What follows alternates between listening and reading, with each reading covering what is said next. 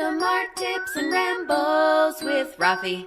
Hola, you amazing artists. So, we have an awesome group call that we do with our patrons every month. And a lot of the conversations that happen during those group calls are just fascinating, very powerful, and something that I haven't really shared on YouTube before. The meetings are usually about 2 hours long and cover a lot of information.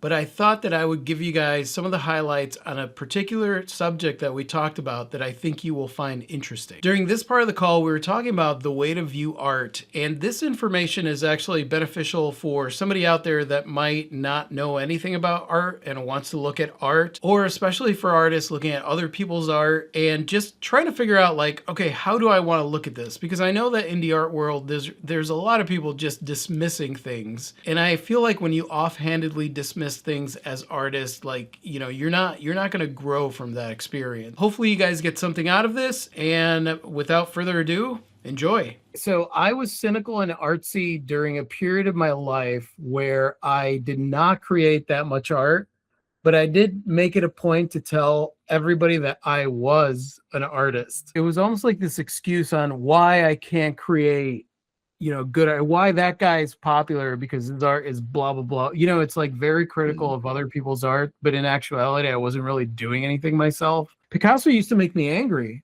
right? Because he was so popular, and of course I was an artist because I talked about being an artist a lot to my artsy friends, where we just sat around, smoked cigarettes, drank coffee, and we're like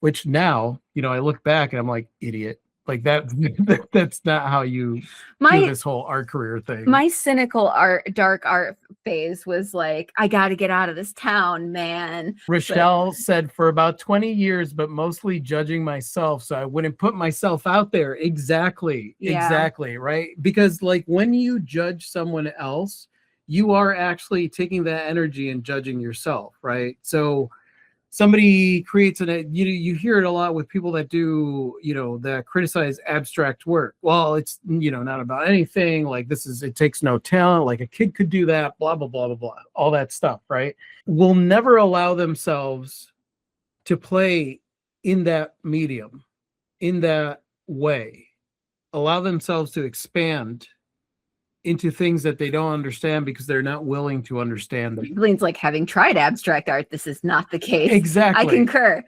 Exactly. Because like it's abstract is so much more than just splashing different pretty colors or textures on the canvas. Abstract is something that comes from something that you want to say. And it's almost what is that called when you write without thinking? Oh, like automatic writing, stream of consciousness. Yeah, it's almost like stream of consciousness. We had seen Rothko, like some pieces. For the longest time, I was like, what the hell? Like cubes, really big rectangles. What kind of bullshit? Like I was like, this is Rothko art. Like, let me go to the museum and watch a cube within a cube. Then we watched the documentary on not only how he created it, but like why he created it. And the whole scene, the whole way that it all worked together and his reasoning for it. And like, suddenly it made sense. And suddenly to me, I was like, that's brilliant. Yeah. It's beautiful. It's brilliant. I would say that at that point in time, no matter how I look at art and, that small insecure voice inside of my head is like, oh, that's, it's like just allowing myself to take the time to sit with something and really allow myself to like look at it, look at the marks. What does it make you feel? And I'm not saying that every work of art is going to be like, whoa, wow, like I really connected with this. You're not going to, but at least giving it the time to have that appreciation. Because there's plenty of people out there that look at a work of art and just turn their nose up to it, like, oh, that's just blah blah blah blah. But as artists, to me, I'm like, we really should understand how to look at things. I would argue that that's like a critical component for being an artist, is understanding how to look at things. Our kids that we're teaching, they have some strong opinions sometimes about Picasso and like different art. And so part of that is also like talking to them about how to look at art and to ask questions. And to ask questions and not beat themselves up because something's not working out quite the way that they thought it should work out, and understanding that like that's the journey of an artist. Deborah says, I've been unexpectedly moved to tears by abstract art in recent years, huge canvases of John Mitchell. That's the thing. It's like you can't, if you're looking at something and you're just seeing the materials, right, or the technique, then you're missing out on what it was that drove the piece to begin with. Mm-hmm. And the thing is, you look at anything like that, you can look at one of Klee's beautiful pieces of jewelry, and all you see is like, oh, that's a stone and that's metal and it's twisted and hammered on. How many troy ounces are in that? Yeah. what's the metal market? You can look at any painting and be like, this is just crushed up gravel or whatever it is with like medium, and and they use their hands to make it. Like that's all it is.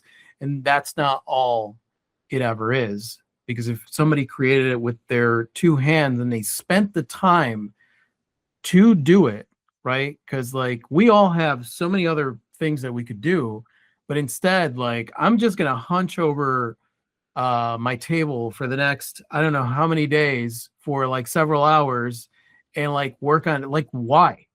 What sane person does that? And why would you do that? Why would you do that? Why would you spend so much time creating something that you are either not going to sell, have no idea if you're going to sell, have no idea if anybody else is going to look at it? So there has to be something else driving you. For sure. And if that other thing is driving you, it means that there's a story there. And if there is a story there that it's coming from you, then it will eventually connect to somebody. Like to me, like every work of art has its person out there, somebody that it will connect with. Michael said each style is a different language, not necessarily one's own voice, but usually worth listening to as opposed to outright dismissal. Absolutely. Fully agree. Absolutely, Michael. More questions and less. People tend to have an opinion, or like if you're not used to looking at art, you just form an opinion and then that's the end of the story for a lot of folks, instead of like delving deeper. I would say into that the problem with that too is that a lot of times the opinion isn't even based on what they actually think themselves. Like a lot of times, especially when it comes to art, the knee-jerk opinion is based on some kind of rhetoric or something that they heard growing up when it came to what was good art or bad art, whether it was their parents or their friends or just, being in school and looking at a Picasso and being like, I could do that in my sleep, like that kind of thing. And it just becomes this knee-jerk thing. When you take the time to actually look at something and like, if something rubs you the wrong way where you're like, I don't like that doesn't, it's not even pretty or whatever, to take that time and be like, all right, well, that's interesting. Why? Yeah, what does that tell you about you? What does that tell me about me? But why does this bother me so much? Or why is it easy for me to dismiss this? I feel like because art is like a mirror to yourself, to your motivations and your stuff. And I think it's a great way of exploring, like, am I on autopilot? Recently, one of the things that I have to explore is when I look at realism, like just gorgeous paintings that are so realistic that they look like a photograph, right? My inner critic was like, that's just technical skill. When I stop and look at it, I'm like, wait a second, but I love this. It's beautiful. Like, this is gorgeous. And the skill here, being able to do this, that's a lot of time. Why would it be so easy for me to dismiss that? Because I'm insecure, because there's a part of me that's always that believes that like my parents are comparing that kind of artwork to mine. Such an impressionist, Rafi. Yeah, that's what Kathleen said. Such an impressionist. Yeah. So it's like, but it's stopping and looking at that and seeing the artwork for what it is, whether it's great as far as technical, or it's more expressionist, or it's more abstract, or whatever it is, or if it's a colored dot on the canvas. If that pisses you off, why does that piss me off? The banana taped to a wall. so many people are so like, that's not art, it's bullshit, this and blah blah. I'm like, that is brilliant, because it makes a statement about how ridiculous the high art world is. It is a brilliant piece to demonstrate how ridiculous it is. You have something that is not going to last, that is literally materials that you could get at the grocery store, that there is, quote unquote, no talent behind it. But the entire thing is an act of performance art. It's brilliant. It's a wonderful, wonderful display of the ridiculousness of the art market, of the high-end art market, the investor market. It's beautiful. But when you don't stop and you look at it and see, why is this pissing me off? It is brilliant precisely for the reason that it's pissing you off. You know what I mean? Like, that's what makes it so great. But it's taking that time to actually look at something and not dismiss it offhand that is so important and so nurturing for us as artists, because then it expands your view of possibilities of ways to express yourself. That is a place that I had to get to because I wasn't there. And I wasn't there because I was playing the comparison game with like looking at everybody else and being like, oh, that person's artwork is better than mine. And if you are looking at somebody and you're insecure and you feel like their artwork is better than yours, then in order to make yourself feel better, you're going to have to find somebody out there whose artwork is not better than yours. So it's going to be a banana duct taped to a wall or an invisible sculpture. My favorite part about the invisible sculpture series is the explicit instructions that come with them. Like, I mean, that's part of that's part of the joke that you're in on. It's part of the joke, and that's the thing. It's like these pieces of art are performance. They would be considered performance art that is based on making a statement more so than the beauty of looking at a painting or being transported somewhere with something. I don't know anything about artists. I don't know anything about art history. All I know is the stuff that I've learned just being fascinated by something. Because when I look at Monet's paintings, I could be like, well, his paintings just got worse as he got older, and like he was listening to like it doesn't look great, or look at what's his name, Picasso's quote unquote arch rival, doing the construction paper cutouts. Matisse, Henri Matisse. Yeah, doing the construction paper cutouts is like, well, that's dumb, that's ridiculous,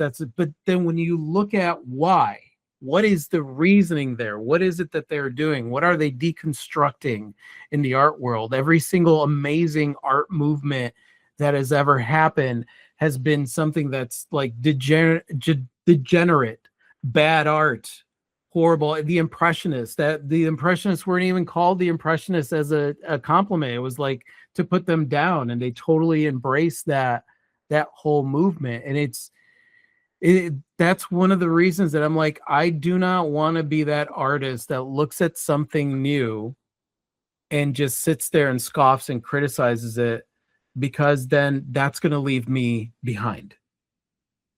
I'm never going to set myself back by saying, oh, well, that's not really art, but like I'm the authority, or anybody else out there in the world is the authority on what real art is or isn't. It's a moot point. Deborah had said, like, there's a question to be asked of like whether we should be trying to understand the artist or forming our own contextual stuff and just leaving it at that. Yeah. And I think I don't know, for me, it's like both. Like I want to understand the artist, and I also want to have my own relationship. I think that's the work. That's the biggest thing. I think as long as, and Deborah, that's where I could see where you're coming from, because I know that I felt that way. It's almost like, I forget when we had the conversation of like trying to explain yourself to others and understanding that even if you are using precise wording, it will always translate however it is that person decides to translate it, right? Even if you write the perfect paragraph that explains exactly how you feel, whoever reads that is going to interpret it however they interpret it. So the artwork is no different. And so like once I came to that and realized that no, my job isn't to convince someone or tell someone what it is that I'm trying to express. My job is to express myself. The interesting part is hearing how it is that people translate something. It's almost like doing a social experiment, you know, especially if you're out at a market and you have artwork out and you view it as this social experiment where it's like, this is why I created. That's why when a lot of people would come up and they'd ask me like, so what is this piece all about, right? Because they'd be confused, like looking at it. I'm like, I don't know. I have my reason, but what do you see when you look at it? I was mostly fascinated by what other people saw when they were looking at the art.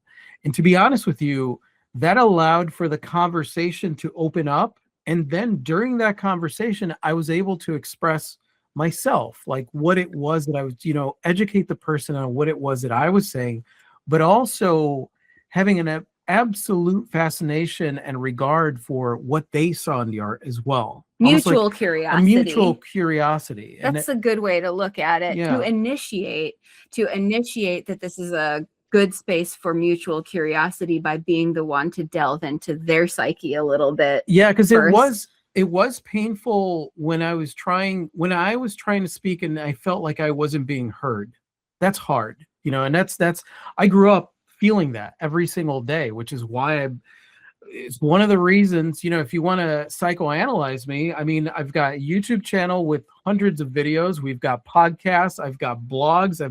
I am like blah, blah, blah, blah, blah out into the world every day, all day, because I am breaking through that discomfort of not having a voice. I have a voice, damn it. But one of the caveats to that, so that I didn't implode, was I have a voice. I'm going to speak it. I don't care who's listening. I don't care if anybody understands me. Like, I'm not doing this for them. I am doing this for me to show myself that I have a voice and I am going to express myself however it is that I can, whether it's with the art, with the music, or whatever it is that I'm putting out there. And so, because a lot of times when we do anything, when we decide to do anything, put our work out there and stuff, a lot of times what we are thinking is success is the response that you get. Either you get positive response or you get negative response. And unfortunately, that is a roller coaster to go on, because you have zero control over how anybody else is going to respond to anything that you put out there, or what they're going to think, whether they're going to love it, hate it, or whatever. And so the idea that I get to express myself regardless of what the response is, that's where I find my joy. That's where I find my pride. That's where I spoke. I have a voice, damn it, and I am going to speak it. What someone hears is none of my business. And that's where it started to become less painful for me. Which is what makes it fundamentally important to be creating work that you're creating because you want to create it, not creating work to produce this said outcome from others. Because I can be so pleased if I create a necklace that I would want to wear, and then it goes out into the world and I'm doubly pleased that I get to share it, but I have done and then producing work that I think people are gonna, nobody buys it, and you don't allow that to diminish. I'm still its pleased. Value. Exactly. I'm pleased AF. Exactly. It's like that when people write, still to this day, and I know that I've mentioned this, I don't know how many times in videos, people will write, what do I do with the art that doesn't sell? And I'm like, what? Like, burn it to the ground. Like, it's not milk. Like, it's not gonna go bad, like it's art. If anything, it's gonna increase in value. The more that you create, the more of a library that you're creating, then at that point, and the more people are paying attention, the more you put yourself out there, the more value that art that isn't selling has. And like I've said before, like, every work of art has its person out there. The thing is, they just haven't seen it yet. You haven't put it in front of them yet. Michael said, yeah, me too. that I see little point in, it moved. I see little point in writing or arting or being if what I do or what I am does not resonate or otherwise impact on others. Yeah. And Rafi, what order in the family were you? Me, I was the firstborn son, the responsible patriarchal son of the family who was supposed to take care of everyone. With a little brother who literally could find trouble in like an attosecond. I got hit by a car 3 times in my life. All 3 times were to get my brother out of the road. At one point, I would take my brother to school and I'd hold him by his neck the entire way. Because that's how it had to be. And so if you saw me when I was little, it was like me holding my brother complaining, like, let me go. I'm like, nope, you're not going anywhere. Yeah. He's so chill now. He's like the chillest person ever. I think people have different motivations that drive them to create. Do we want to just see the thing embodied in the world? Klee with her pleased AF about the jewelry, or do we want to communicate with others? Do we want to express ourselves regardless of communication or audience? Lots of different motivations. I think it helps to know our why. Absolutely, Deborah. I love that. I can really date my transformation into an actual artist, even when I wasn't selling anything, to the day that I realized that I wanted to create to express myself. That's what I was going to do. And that it was going to transcend just paintings on canvas, that it was going to be the way that I spoke to people one-on-one, or the way that I spoke to people online, which to me was terrifying. Like, what, YouTube? Ugh. To just being who I was, to be authentic, to be myself. And so like the entire mission, whether it was the artwork or like the music or doing anything, like that's what it became. So like I kind of view everything, whether it's considered marketing or it's considered artwork or it's considered anything, I see it as a way to express myself. Mm-hmm. And so the motivation behind it becomes a lot more clear, right? Like I'm writing this blog, or I'm writing this thing because I want to express something. And then I leave it at there. I express it, right? So we're doing this show or we're doing whatever. I would love for you guys to be there. It's me actually speaking and asking for something and being authentic and being real versus, trying to come up with like some kind of ulterior way to get people to to do something, which is what people think marketing is, but it's not. That's why it feels so dirty. Yeah, because I mean, it's hard. It is what it is because large corporations don't have a personality. They have to make one up. Yeah. Teams of people are employed. That's a good question. Are there any common patterns in your hated art? I can definitely say as an observer, like I've noticed which ones seem to provoke people, but which ones? Well, I would like you to answer it first. Common pattern in hated art. In like my hated art? Yeah. Yes. Okay. So they usually have to do, these are pieces that I do that are expressive of a moment. It's like capturing a snapshot between the corporate life, the sadness, the misery, the blaming others, all that stuff that I experience in my life. And then the blinders coming off and seeing the fact that everything was on my shoulders. I made my life happen the way that it did. I'm not going to blame anybody else, that I get to make, right? So it's like that moment. So the way that I translate that in a lot of my art, if you looked at my art, you'll see that I do a lot of drip painting. So a lot of those moments are expressed by an explosion of drip, right?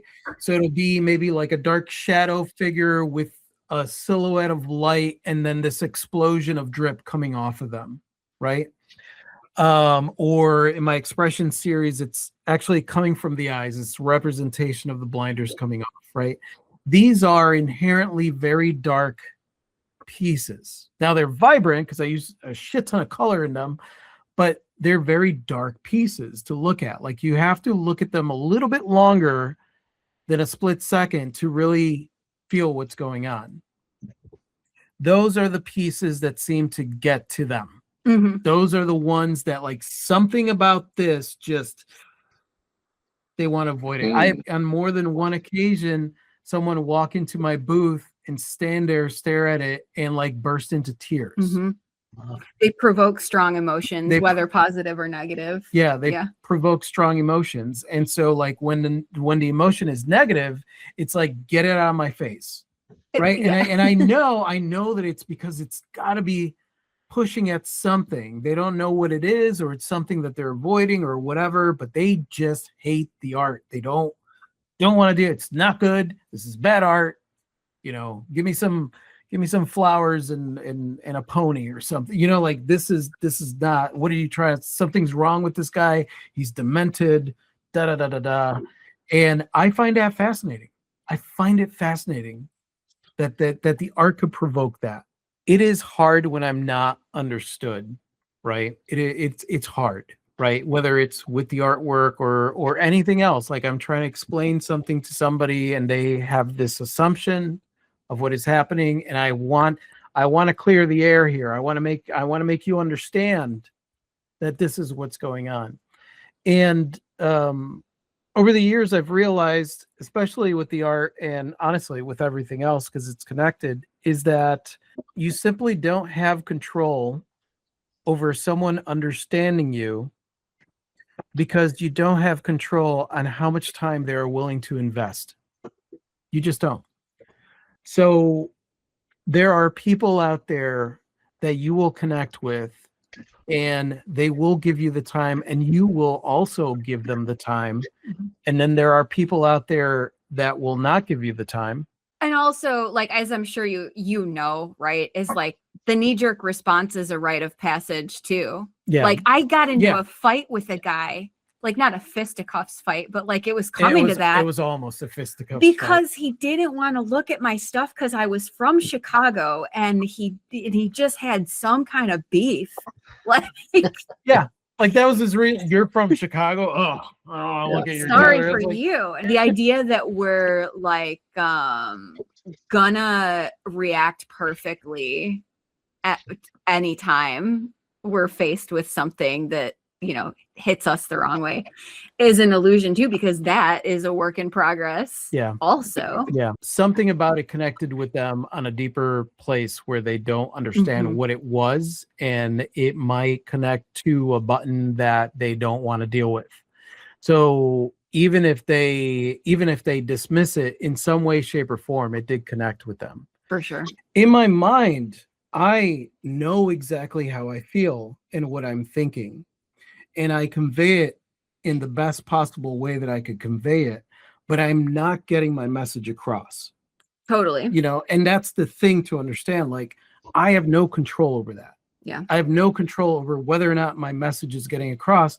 The only thing I could do is engage, right? So the other person is part of communication. So here's the question. Here's the best way to put it. And this is the beauty of communication, is that the more time you invest in it, the closer you get to that understanding. So a lot of these people that are seeing your art, they may have to see your art several times before that relationship really starts to flourish, right? Which is why I say, if you do one show, that's great, but like, you want more people to see it. So the communication part is this: you show your art, someone responds by ignoring it. That is indeed communication. Your response to that is your part of communication. So if they ignore it and you actively choose, all right, well, I obviously don't have anything to say to that person. That is part of that conversation, even though it's not out loud. It is part of that communication. If somebody scoffs at it at that moment, you have a choice to engage that person in a positive way, in a negative way. You know what I mean? Like, every ounce of it is part of the communication. The thing that you can't control is how they respond, or how they react or respond to your art. What you do have control over is how you react and respond to their reaction and response, or lack thereof, and it goes back and forth. So it's not that they're not, just because they don't engage with your art or don't like you, that they're not communicating. They are clearly communicating something. But you have no control over that. What you do have control is what your response to that communication is. Yeah. And a lot of it you develop the more you put yourself out there. I'm a totally different person in how I respond to people now than I was when I was first putting my work out there. For sure. But it's understanding that there are times where someone saying something to you, you looking at them square in the face, turning around and walking away is communication. It's not lack thereof. It is communication. You are clearly saying something. I don't want to deal with you. You know what I mean? So like, it's understanding that all of it, whether it's the artwork that you're putting out there or a word that you're saying or a word that you're not saying, it is all part of that communication back and forth. You might say the same words, but two totally different people will get a different message from it, depending on what their perspective and how they translate it is, what they believe your motivation is, all that stuff. And so understanding that if there is engagement there and you're able to communicate more, then that's your chance to clearly communicate yourself. But if you're hoping that every single time you speak or put something out there that it is clearly going to communicate what you want to communicate, it really is impossible. That's part of the journey, though. When you are an artist and you are putting yourself out there consistently and you are running into many, many, many, many, many different types of people with many different opinions and different things like that, and you realize that you want to engage in a way that makes you more understanding, where you can grow from the experience, right? Because when you are offended, what happens is there's a button, it's being pushed, right? When you are putting yourself out there, there might be a button that gets pushed, and your knee-jerk response might be to be like, F you, but like you, and it you happens. Yeah. And it happens, but you walk away from that experience and you're like, wait a second, I have a button. I don't want anyone else in the world to be able to push that button. So how do I resolve this issue within myself? Because obviously when we get offended or we get angry or we get whatever, like there is a part of us that just doesn't walk away feeling empowered about it. You feel kind of victimized from it.